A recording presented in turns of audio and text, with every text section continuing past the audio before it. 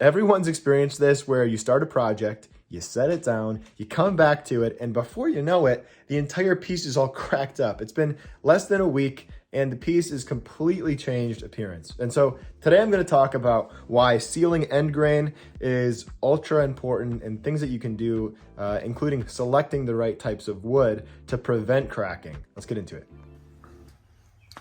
Okay, so classic tip, classic scenario where I've made this mistake multiple times in a project where I get so excited about executing the carving that I forget about the preservation of the material. So in this case, what I've got is a halved birch log that has a pretty significant problem with cracking. Birch does, and most woods with the pith, which is the center core of the tree, left in the wood is going to have this problem.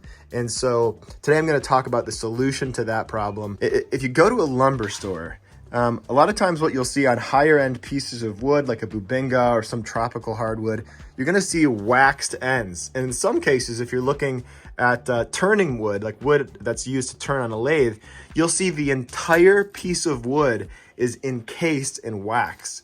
And the reason for that is pretty simple.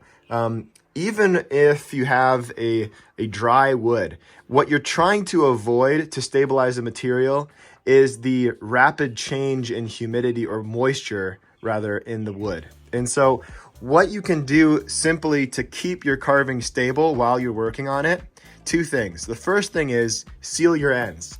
Now, of course, wax is an option. You can literally just take a wax bar and rub it on the surface of the wood.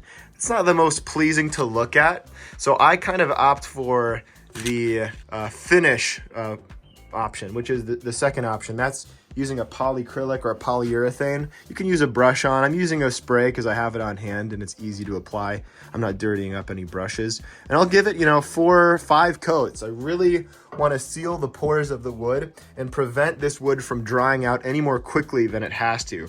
See, what's happened here is I got, again, ahead of myself, didn't pay attention, and you're seeing a little crack here on the wood. So I'm going to avoid that at all costs by sealing the ends and preventing it from getting any worse than it already has. So do both ends, the bottom and the top. And another thing, if you've got an especially dry piece of wood and you're kind of midway, say you're partially through a project, and like me, your surfaces are not yet where they're going to be in the final project. You're not doing one element at a time. You're kind of moving along the whole piece. You can actually spray the whole carving. I won't necessarily do that in this case. It's not bad enough of a scenario, but if you have a very green piece of wood, you can actually spray the entire carving, even the part that you're carving on, with that clear coat, maybe just a couple of coats in between. So I'll do that, for instance, on a giant, say if I'm doing a bust in a raw log where the whole tree is there. So you're getting all of that tension, all of that lateral tension. Actually, we call this radial shrinkage. So some woods, have greater shrinkage rates than others. And in fact, ironically, the softer woods, a lot of times like the conifers, tend to be more stable in terms of cracking. So pines actually generally as a class tend to crack a little bit less, and that's because they have a lower radial shrinkage rate. They don't shrink quite as much. And so the hardwoods like birch, oak, whatever, etc., fill in the blank, those woods are going to have more shrinkage and therefore are going to need to be attended to. So this is been an interesting lesson in applying that sealant, right? Because I have the cracking there, but it's still minor enough to where I'm not too worried. And in general, if a piece of wood has some cracking, it's not going to really ruin my day. I've expected that. I expect that now.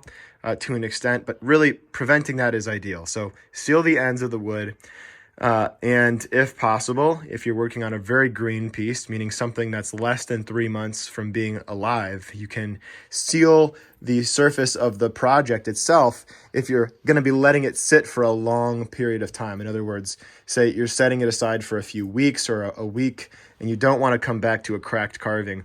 Anything you can do to seal the top and face. And in this case, if you've got a haft log, which is kind of an interesting case, you can actually seal the back of the tree as well. And that's going to slow down the drying process.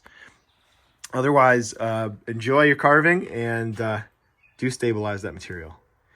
So this is a little project for, actually the main project for my upcoming book. So female faces have been a significant challenge to people for a long time. I've gotten a lot of messages from folks saying that they're having trouble carving the female face. And what I do is I typically point them to the online resource I've created called Fundamentals of Wood Carving. And that is a resource I've created. I've been working on it for the past little over 3 years now, and it's like 80 plus videos. And all of those videos kind of break down the kind of steps, just a visual representation of how to achieve realistic features and female, male features. And so, yeah, I would point you to that if you're struggling with it. I'll also be coming out with a book that will be breaking down these sort of ideas in a little bit more detail as well. So I look for that in spring of 2024. Aside from that, look forward to seeing this project on the fundamentals of wood carving. I will link that in the description below if you're interested. It's a subscription type situation. It's really very affordable for the amount of content that you're getting. I mean, you could go ahead and buy my classes, one at a time, and that's going to cost you upwards of $150.